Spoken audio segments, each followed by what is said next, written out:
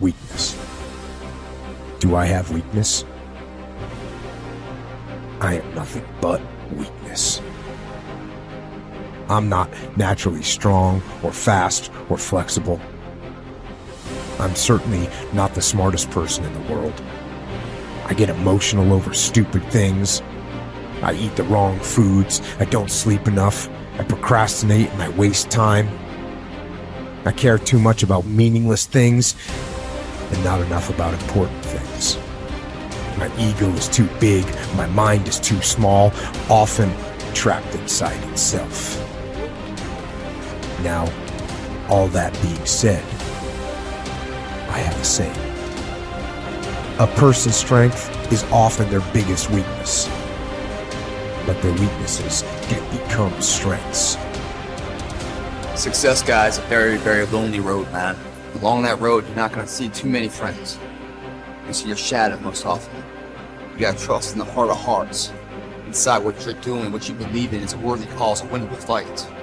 I wish I could tell you you're tired, go take a break. I wish I could tell you tired, rest for a year. I wish I could tell you that it's gonna get easier. I wish I could tell you it's gonna get easier. I wish I could tell you that if you just keep going, it's gonna get lighter.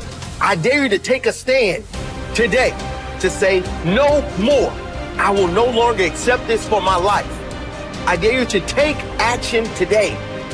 I dare you to write your goals down and get someone to hold you accountable. I dare you to hold yourself accountable. I dare you to give up everything that is keeping you from your dream, to say no to all the negative influences. I dare you to pick up a book instead of a drink. I dare you to work harder than you think you did yesterday. I dare you to prove them wrong. I dare you to prove yourself right. I dare you to stand up as a man or as a strong woman, as whoever you are, and declare that you are going to claim a bigger and better life for yourself. When you get to the point where enough is enough, when you get to the point where it hurt real bad, when you get to the point when it's over, when they're tired, when they're frustrated, when they're ready to give up, when they spent their last dime, that's when they get started. But what you cannot do is you cannot quit during the process. You cannot give up because it ain't what you see. You cannot give up. Pain is there to make you better. Without struggle, there can be no victory. And let me tell you, when you've been through pain, when you've fought for where you are, you ain't gonna let anyone take away what you got. When you've earned it and paid your dues and suffered and failed, been hurt and been down, and you get back up, when pain and struggle comes to face you again, you look it in the face and stand it down. Because you've been through too much. You're too strong now. Everything that has happened to you up until this point has made you who you are. And it will continue to mold you into who you will be. How do you overcome the suffering of life? Be a better person. That's how you do it. Well, that's hard. It takes responsibility. And I think, if you said to someone, you want to have a meaningful life? Everything you do matters. That's the definition of a meaningful life. But everything you do matters. You're going to have to carry that with you. Or do you want to just forget about the whole meaning thing and then you don't have any responsibility because who the hell cares? And you can wander through life doing whatever you want, gratifying impulsive desires for how useful that's going to be. And you're stuck in meaninglessness, but you don't have any responsibility. Which one do you want? Well, ask yourself, which one are you pursuing? And you'll find very rapidly that it isn't the majority of your soul that's pursuing the whole meaning thing, because, well, look what you have to do that. You have to take on the fact that life is suffering. You have to put yourself together in the face of that. It starts with yourself, man. You gotta start diving into those things that you're afraid of. You don't gain confidence by going to the spot that makes you feel good. It's gonna be a false reality.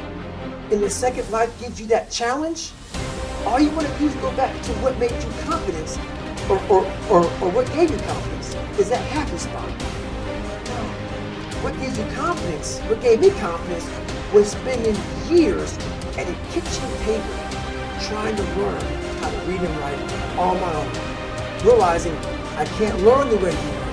I can't, but I can learn. What gives you confidence is not being afraid.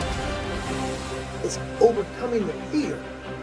I used to stutter severely bad. So right now, I don't know how many people are going to watch this. You know what gives me confidence? Is knowing I no longer care if I sit and start stuttering anymore. That's what gives me confidence, is facing these things, overcoming them. And maybe not overcoming them every day, but facing them. And facing and facing. Pretty soon like this, oh man, this is where it's at.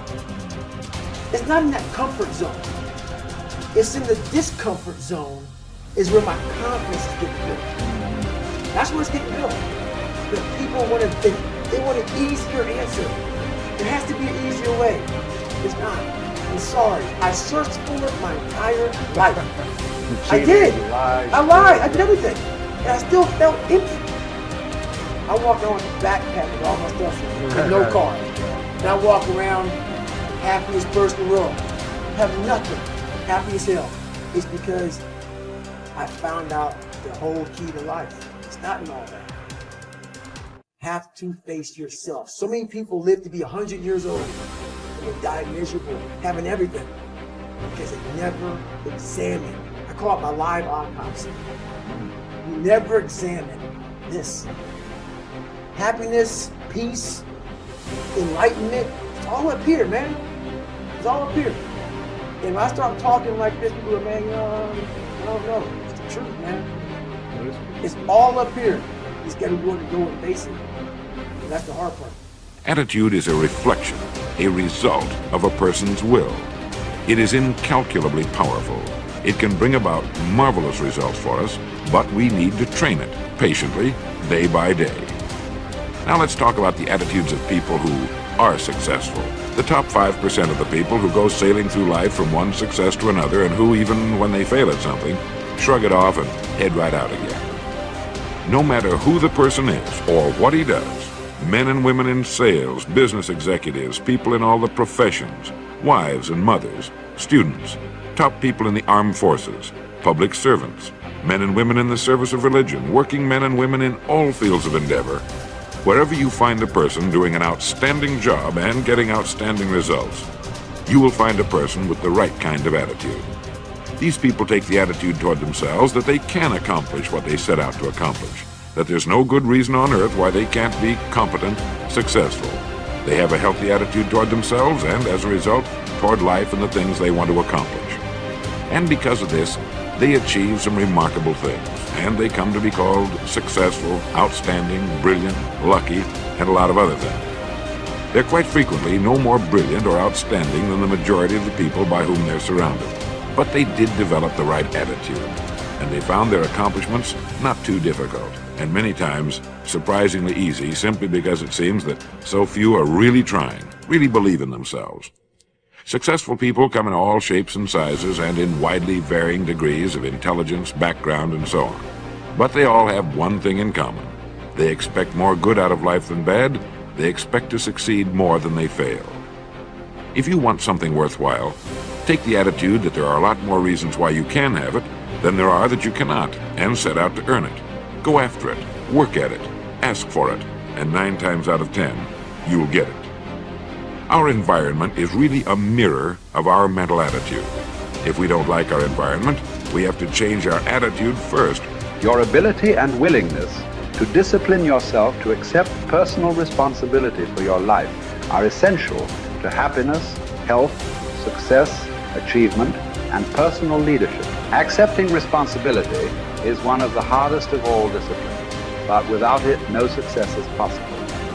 The failure to accept responsibility and the attempt to foist responsibility for things in your life that make you unhappy onto other people, institutions, and situations completely distort cause and effect, undermine your character, weaken your resolve, and diminish your humanity.